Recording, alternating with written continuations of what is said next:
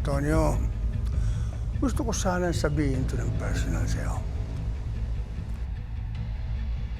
In-appoint na kita ng Customs Chief. Ang alam ko lang sa buhay, bumuo at magpatakbo ng sindikato. Wala akong alam sa politika. Madali ng pag-aralan nyo, Antonio, pag nasa loob ka na. Ang mahalaga, kumita tayo ng limpak-limpak. Hindi talaga ako nagkamali ng pagkampi sa'yo. Gusto ko lang sanang magkatasang mabuti ang kabalambayan, Antonio. At pasulit naman ang sinakripisyo mo. Lahat tayo kailangan humiga sa pera.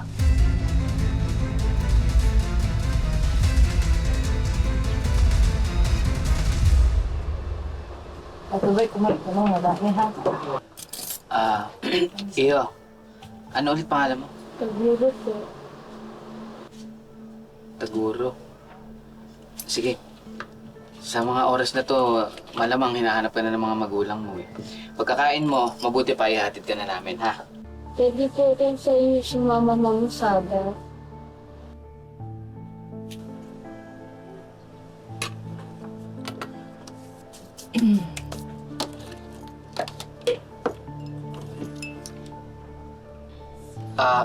Sige. Sasama ka namin. Pero pagkatapos nun, ihatid ka na namin, ha? Magpapakabait po sa inyo. Kung nilang sa slaga aking ibalik sa nanay at tatay ko. Ang bait niyo pong dalawa sa akin. Hindi niyo po kakilala. Siguro po ang swerte ng magiging anak niyo.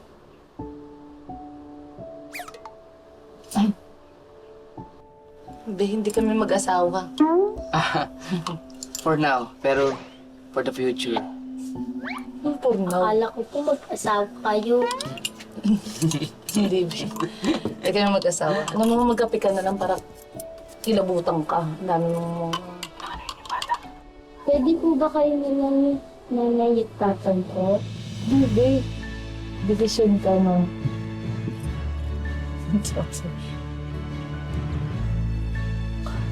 Decision. Decision yung bata. Ay, kumain ka na lang makapain, Be. Kumain ka din. Sorry. Babay mo, hindi mo man siyang binuka. Ayun, di ba?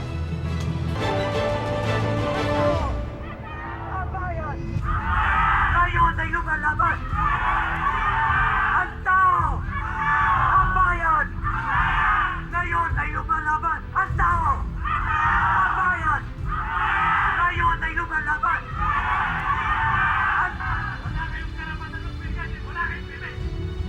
May karapatan kaming sabihin sa loobin namin bilang mamamayan!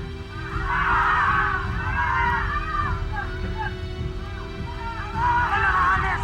Walang aalis!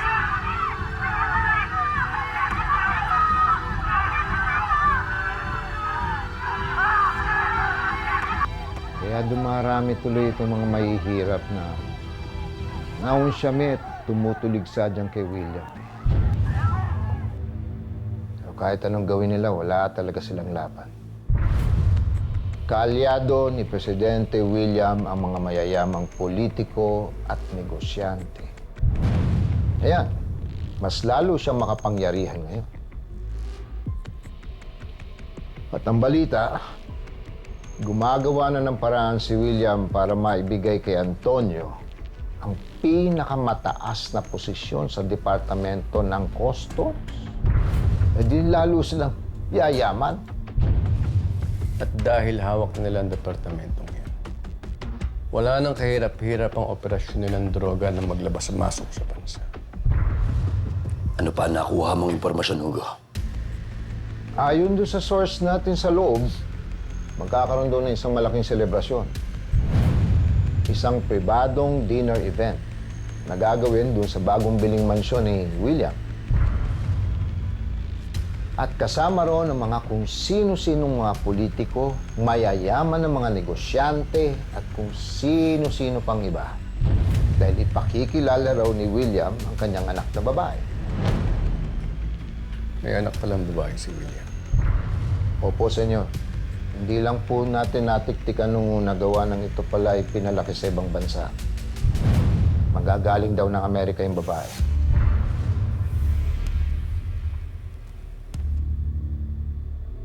Sa gabing yan tayo atake. Sa gabing yan natin pababagsakin ng presidente at ang lahat ng mga kalyado niya. Dahil tapos na ang maliligayang araw nilang lahat.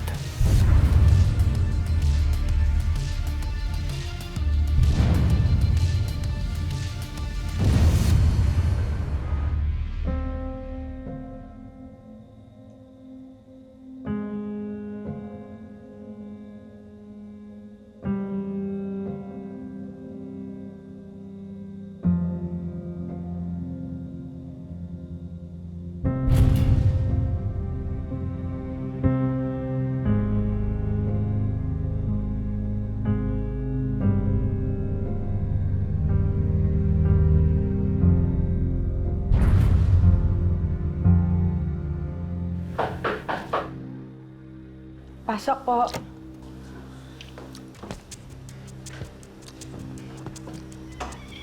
Anak, Pa, regalo ko para sa'yo.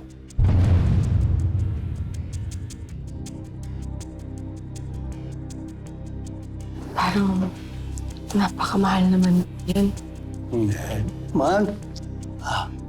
Susot ko, ha?